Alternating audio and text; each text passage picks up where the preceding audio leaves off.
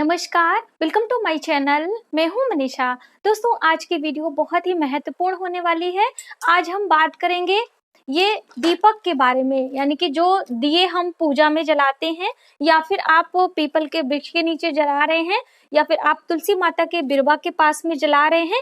कहीं भी दीपक जलाने का क्या विधान होता है, क्या क्या सावधानियां हम रखें, या घी के दीपक जलाने चाहिए, या सरसों के तेल के दीपक हमें जलाने चाहिए, या फिर हमें जो है तिल के तेल का दीपक जलाना चाहिए।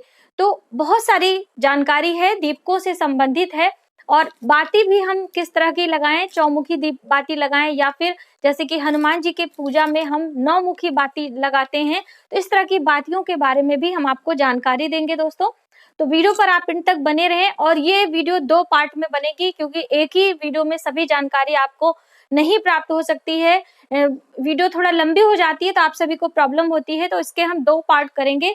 एक में हम आपको दीपकों के बारे में जानकारी देंगे, और दूसरे वीडियो में हो सकेगा तो इन बातियों के बारे में, यानी कि हमें किस तरह की बाती किस देवता को लगानी चाहिए, और बाती लगाते समय हमें किन किन बातों का ध्यान रखना चाहिए। या फिर आप धातु के दिए जला रहे हैं, जैसे कि ये हम लोग किसी भी धातु के होंगे, जैसे कि ये पीतल के दिए हैं या तांबे के, या फिर आप तुलसी माता के समय आप मिट्टी के दिए लगा रहे हैं, या आटे के दीपक लगा रहे हैं। तो इस तरह की बहुत सारी जानकारी आज की इस वीडियो में हम आपके साथ शेयर करने वाले हैं।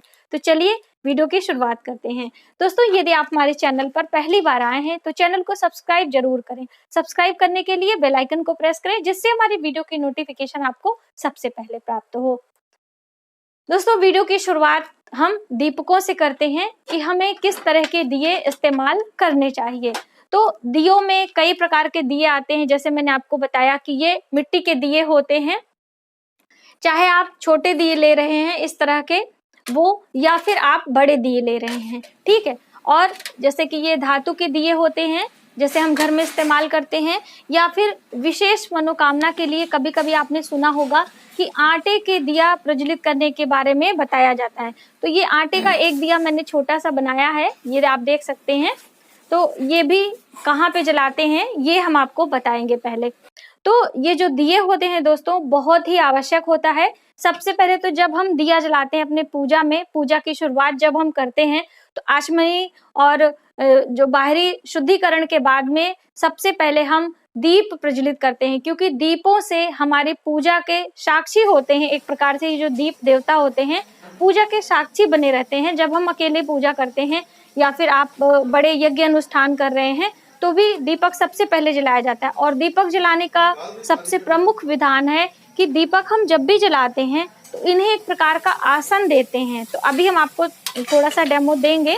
जैसे आप भूमि पर जला रहे हैं या फिर किसी पात्र में जला रहे हैं, तो यहाँ पर आपको पहले छोटा सा स्वस्तिक वगैरह बना लेना है हल्दी कुमकुम से। उसके बाद इसके ऊपर थोड़ा सा आटा रख देना है, या फिर आप चावल रख दें, या फिर थोड़ा सा फूल रख दें, तो कुछ भी आप रख दें। तो जैसे ये अभी मेरे पास चावल है, इसमें कई अनाज भी मिक्स है, तो यही मैं आपको दिखा रही हूँ। इस तरह से एक बेस बना दें, और आप चाहें तो थोड़े से फूल भी हम रख के आपको दिखा रहे हैं, क्योंकि बहुत सारे लोगों के मन में बहुत सारी छोटी छोटी कंफ्यूजन थी। तो मैंने सोचा इस वीडियो में आपकी वो सभी कंफ्यूजन हम दूर कर दें। तो ये इस तरह से आपको थोड़े से पुष्प ये ले लेने हैं, और अब इसके ऊपर आपको ये दिए रखने हैं, ठीक है। ये दिए, अब इसके अंदर आपको बाती लगानी है।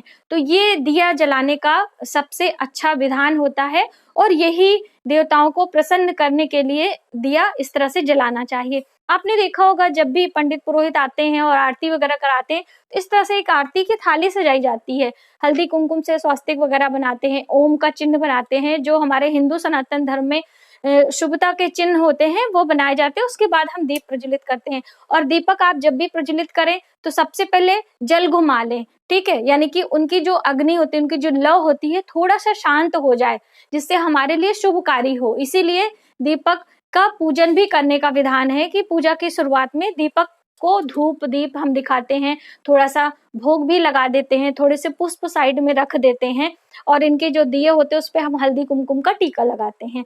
तो ये इस तरह से दीपक आप जलाएं जब भी हम पूजा करते हैं।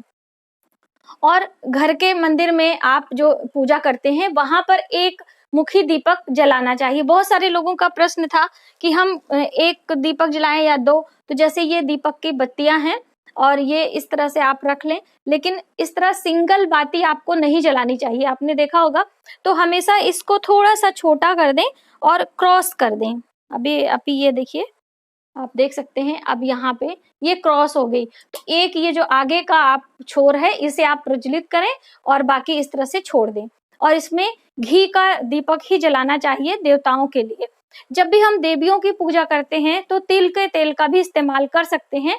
यदि आपके पास घी नहीं है तो देवताओं के पूजन में भी तिल के तेल का इस्तेमाल किया जा सकता है, ऐसा नहीं है। लेकिन सरसों के तेल का दिया आप ना जलाएं। घर में सरसों के तेल का दिया जलाने का विधान बहुत ही कम है। कोई बड़ी पूजा जैसे कि नवरात्रि की पूजा हो रही है या फिर और आप कोई यज्ञ अनुष्ठान कर रहे हैं तो 2 दीपक जलाने का विधान बताया गया है। तो आप एक घी का दीपक जलाएं, उसके बाद एक तेल का दीपक, यानी कि सिंगल तेल का दीपक आप, सरसों के तेल का दीपक आप पूजा में नहीं जला सकते हैं। ये हमारे लिए शुभकारी नहीं होता है। जलाने को आप जला सकते हैं लेकिन उसका जो दुष्परिणाम है वो हमें भुगतने पड़ते हैं, यानी कि आपके घर में कलह कलेश होती है, बीमारियां आती हैं। जैसे बहुत सारे लोग अन्य अन्य तेल का, सोयाबीन का तेल है, मूंगफली का तेल है, तो कोई भी तेल प्रज्वलित करके पूजा करने लगते हैं। तो ये बिल्कुल भी गलत है। आप घी या फिर तिल के तेल का ही इस्तेमाल पूजन में किया करें, ठीक है। अब जैसे कि आरती आपको करनी है तो आरती में आप जो पंचमुखी, जैसे हमारे पास ये दिए हैं ना, आप देख सकते हैं, इसमें एक ऐसे बना हुआ है तो 5 दिए वाला होता है, चित्र में आप देख सकते हैं। तो वो आप 5 दिए लगाएं और बीच में कपूर जलाने के लिए बना होता है और फिर उससे हमें आरती करनी होती है, ठीक है। तो वो 5 दिए से हम आरती करते हैं और उसमें भी आपको इस तरह से जो ये बत्तियां होती हैं, आप फूल बत्ती, यानी कि जो ऊपर आकाश की ओर उठी होती है वो वाली बत्ती आप लगा सकते हैं, या फिर ये वाली बत्ती इस तरह से सिंगल बत्ती आप लगा सकते हैं।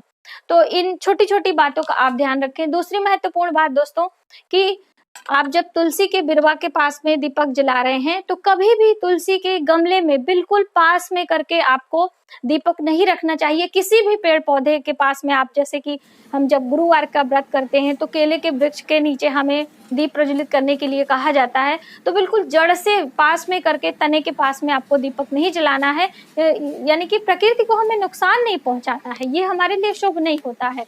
और वहां भी आपको फूलों का बेस रख के दीपक प्रज्वलित करना होता है। दूसरी महत्वपूर्ण बात, कि जब आप पीपल के वृक्ष के नीचे दिए लगा रहे हैं तो वहां पे आप सरसों के तेल का दीपक लगा सकते हैं। सरसों के तेल का दीपक हमेशा हम पितरों के लिए इस्तेमाल करते हैं। जब भी पितृ पूजन होता है, आपने देखा होगा, किसी की मृत्यु हो जाती है, श्राद्ध कर्म होता है, तो वहां पे सरसों के तेल का दीपक जलाते हैं और ज्यादातर 4 मुखी दीपक, यानी कि दक्षिण दिशा की तरफ वो मुख होना चाहिए। और जो हम देवताओं के लिए जब भी पूजन करते हैं तो वो जो दीपक होता है वो देवता की तरफ होना चाहिए। तो इस तरह से दीपक आप जब रखें तो इन छोटी छोटी बातों का आपको ध्यान रखना चाहिए। और हनुमान जी की विशेष जब पूजा की जाती है किसी मनोकामना पूर्ति के लिए, तो आपको 9 मुखी दीपक लगाने के लिए कहा जाता है। या फिर दीपावली के दिन, कार्तिक माह की अमावस्या तिथि पर हम दीपावली पर भगवान हनुमान जी की भी पूजा करते हैं, तो उसमें 9 मुखी, तो उसके लिए थोड़ा सा बड़ा दीप आप लें। ये मिट्टी के दिए हैं और इसमें आप 9 इस तरह से जो बातियां हैं, तो ये देखिए हनुमान जी की पूजा के लिए इस तरह से आपको 9 मुखी दीपक लगाना है। आप देख सकते हैं ये 9 बातियां अलग अलग हैं।